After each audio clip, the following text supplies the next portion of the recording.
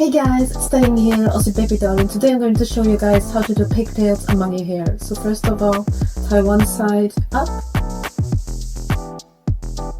And then take some hair in your head that you want to do a pigtail with. Adjust the bed not too much because you don't want to use the whole hair for a pigtail.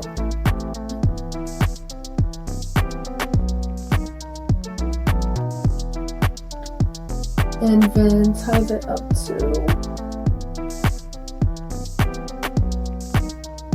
Then tie this up too first to separate it.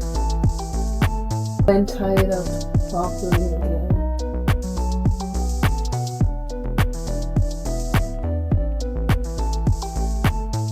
And then repeat the exact same thing on the outside. Then loosen your hair up at the bottom.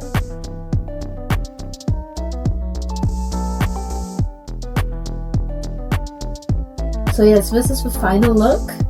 I hope I could really help you with this tutorial, and stay tuned to my next video. Bye!